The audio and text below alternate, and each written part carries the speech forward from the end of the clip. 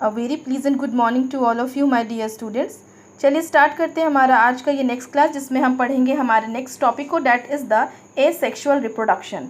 आज की इस क्लास को मैं आप लोगों के साथ इस तरह से इसलिए डिस्कस कर रही हूँ क्योंकि मुझे कुछ डायग्राम्स आप लोगों के साथ शेयर करने हैं, ठीक है ना। तो अभी तक में हम लोगों ने ये देखा था कि what is reproduction, why there is need of reproduction, क्योंकि किसी भी ऑर्गेनिज्म को अपने जनरेशन को सर्वाइव करवाने के लिए, यानी अपने एग्जिस्टेंस को बनाए रखने के लिए खुद को रिप्रोड्यूस करना पड़ता है। रिप्रोडक्शन हमने दो तरह से देखा था। First one is the sexual reproduction and asexual reproduction. Okay, asexual reproduction जो है उसमें हम लोगों ने क्या देखा था, जो बेसिक डिफरेंस है डैट इज़ कि एसेक्सुअल रिप्रोडक्शन में जो होता है उसमें सिर्फ सिंगल पेरेंट नीडेड होते हैं और इसमें किसी भी तरह के गैमीट का, यानी मेल और फीमेल सेक्स गैमीट का, सेक्स सेल्स का फ्यूजन नहीं होता है। जबकि सेक्सुअल रिप्रोडक्शन में दो पेरेंट यानी मेल और फीमेल दोनों पेरेंट नीडेड होते हैं और उनमें fusion of male and female gametes होते हैं। तो अब जो हमारा सबसे पहला टॉपिक जो हम शेयर करेंगे, हम लोग पढ़ेंगे, that is the asexual reproduction.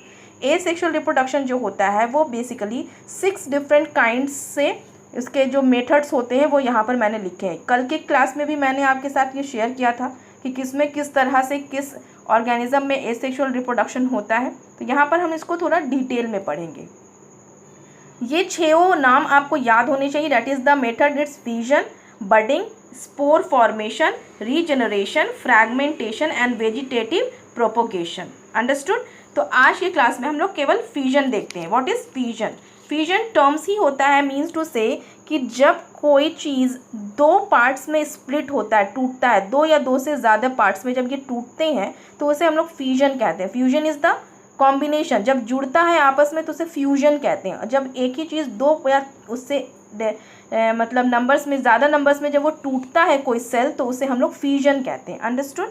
तो मेनी सिंगल सेल्स जैसे कि प्रोटोजोआ और बैक्टीरियाज जो होते हैं वो क्या होते हैं, अपने सेल को, अपने जो बॉडी सेल्स, जितने भी यूनिसेलुलर सेल्स होते हैं, सिंगल सेल, जिनका बॉडी सिंगल सेल से बना होता है, वैसे ही ऑर्गेनिज्म एसेक्सुअल रिप्रोडक्शन का फ्यूजन प्रोसेस दिखाते हैं अपने रिप्रोड्यूस करने के लिए, है ना। जैसे कि आप उसका एग्जांपल देख सकते हो, अमीबा, पैरामीशियम, लेशमैनिया, जितने बैक्टीरियाज होते हैं ये सब खुद को कैसे प्रोड्यूस करते हैं, reproduce by the binary fusion. वो अपने बॉडी को जस्ट 2 पार्ट्स में या different numbers of parts numbers में वो स्प्लिट कर देते हैं। क्या करते हैं? तोड़ देते हैं, ब्रेक डाउन कर लेते हैं, ठीक है।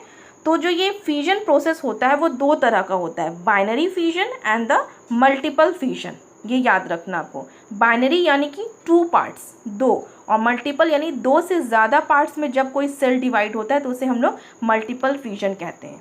अब एक एक करके हम देखते हैं कि व्हाट इज़ बाइनरी फ्यूजन, कैसे प्रोसेस होता है और इसका क्या मोस्ट एग्जाम्पल होता है इम्पॉर्टेंट, और फिर हम लोग देखेंगे उसके बाद हमारा मल्टीपल फ्यूजन भी। बाइनरी फ्यूजन देखिए, बाइनरी का मतलब ही होता है 2, है ना, और स्प्लिटिंग का मतलब होता है, फ्यूजन का मतलब होता है स्प्लिटिंग। तो इस टर्म का, that is the binary fusion का एग्जैक्ट मीनिंग ही हो जाता है splitting into 2 parts. Binary fusion means splitting into 2 parts. ये बेसिकली अमीबा, पैरामीशियम, लेशमैनिया, ये सब में हमारा बाइनरी फ्यूजन दिखता है। अब ये होता कैसे है, देखिए यहाँ पे ही ये डायग्राम मैं आपके साथ शेयर करना चाह रही थी। सी, सबसे पहले हम ये डायग्राम देखते हैं। ये जो साइटोप्लाज्म है हमारा, ये जो हमारा एक अमीबा है जो कि फुल्ली ग्रोन हो चुका है, ठीक है ना। साइटोप्लाज्म रिप्रोड्यूस तभी ये अमीबा हमारा रिप्रोड्यूस तभी करता है जब वो फुल्ली ग्रोथ हो जाता है, ठीक है। जब वो फुल ग्रो कर जाते हैं तो उसका स्ट्रक्चर कैसा होता है, उसका आउटर कवरिंग होता है, that is the plasma membrane. इसमें बीच में साइटोप्लाज्म पाए जाते हैं और एक सिंगल न्यूक्लियस होता है।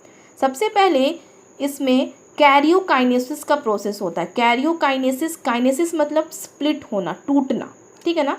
कैरियो मतलब न्यूक्लियस होता है, न्यूक्लियस का साइंटिफिक नेम कैरियो हम कहते हैं। तो सबसे पहले जब अमीबा को रिप्रोड्यूस करना होता है खुद को, तो उसके न्यूक्लियस खुद को डिवाइड करना शुरू करते हैं। न्यूक्लियस क्या होते हैं, अपने लेंथ को इंक्रीज करते हैं और फाइनली ये एक न्यूक्लियस 2 न्यूक्लियस में स्प्लिट आउट हो जाता है।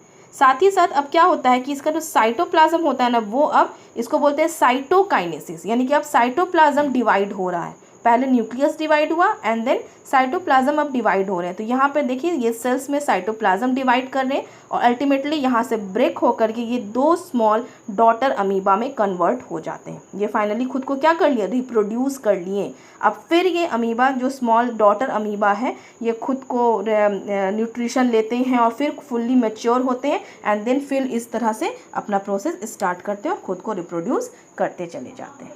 ठीक है, यहाँ पर हम लोगों ने देखा क्या, बाइनरी फिजन। अब देखते हैं हमारा next topic that is the multiple fission.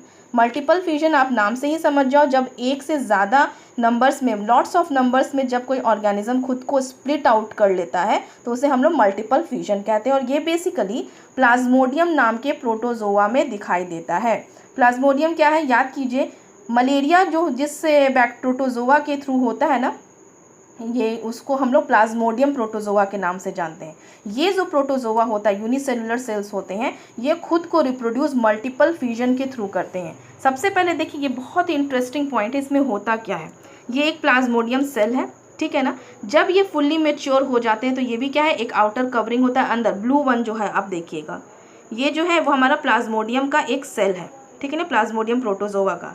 Plasma membrane है, अंदर साइटोप्लाज्म है और एक न्यूक्लियस प्रेजेंट होता है। जब खुद को इसको अपने आप को रिप्रोड्यूस करना होता है ना, तो ये अनफेवरेबल कंडीशन के टाइम में ये बाइनरी फ्यूजन, मल्टीपल फ्यूजन को शो करता है। अनफेवरेबल कहने का मतलब जब ये नहीं कि रिप्रोड्यूस तो करना है लेकिन उसको फेवरेबल कंडीशन नहीं मिल पा रहे हैं, तो वो क्या करता है, अपने बॉडी के बाहर यानी कि अपने सेल के बाहर एक सिस्ट वॉल बना लेता है। इस तरह का ब्लैक वन जो दिख रहा है, एक सिस्ट वॉल, प्रोटेक्टिव वॉल बना लेता है ताकि वो अनफेवरेबल कंडीशन में भी अपने आप को प्रोटेक्ट कर सके और रिप्रोड्यूस कर सके। जैसे ही वो सिस्ट वॉल बनता है, इसमें भी सेम वही प्रोसेस होता है। बहुत एक न्यूक्लियस मल्टीपल ऑफ न्यूक्लियस में कन्वर्ट टूट जाते हैं और साथ ही साथ अपने आसपास कुछ साइटोप्लाज्म को भी क्या करते हैं, वो कलेक्ट आउट कर लेते हैं। और जैसे ही साइटोप्लाज्म और न्यूक्लियस एक साथ कलेक्ट आउट होते हैं, उसके आउटर मेम्ब्रेन पर प्लाज्मा मेम्ब्रेन अपने आप नेचुरली फॉर्म हो जाता है। बहुत सारे मल्टीपल सेल्स फॉर्म हो गए हैं एक सिंगल सेल से एंड देन जैसे ही ये इसी में स्टे आउट रहते हैं, इसी में स्टे इन रहते हैं। जैसे ही इनको फेवरेबल कंडीशन मिलता है कि हाँ अब मेरा जो हमको रिप्रोड्यूस करना था, अब हम वो फेवरेबल कंडीशन हमें मिल रहा है, तो ये जो सिस्ट वॉल था ना वो ब्रेक हो जाता है। यहाँ पे स्पेलिंग मिस्टेक हो गया है, FBREA होगा, दैट इज़ द, ये ब्रेक हो जाता है और जितने भी डॉटर सेल्स होते हैं वो स्प्लिट आउट होकर के रिलीज आउट हो जाते हैं। So this is the reproduction by multiple fission in the protozoa जो कि प्लाज्मोडियम नाम का प्रोटोजोआ होता है। So this is all about today's class, जिसमें हम लोगों ने एक एसेक्सुअल रिप्रोडक्शन के मेथड को देखा, डैट इज़ द फिजन। कल की क्लास में हम लोग बडिंग, स्पोर फॉर्मेशन, ये सारे प्रोसेसेस को भी देखेंगे। कल मिलेंगे हमारे नेक्स्ट क्लास में नए टॉपिक के साथ। Thank you so much, have a nice day.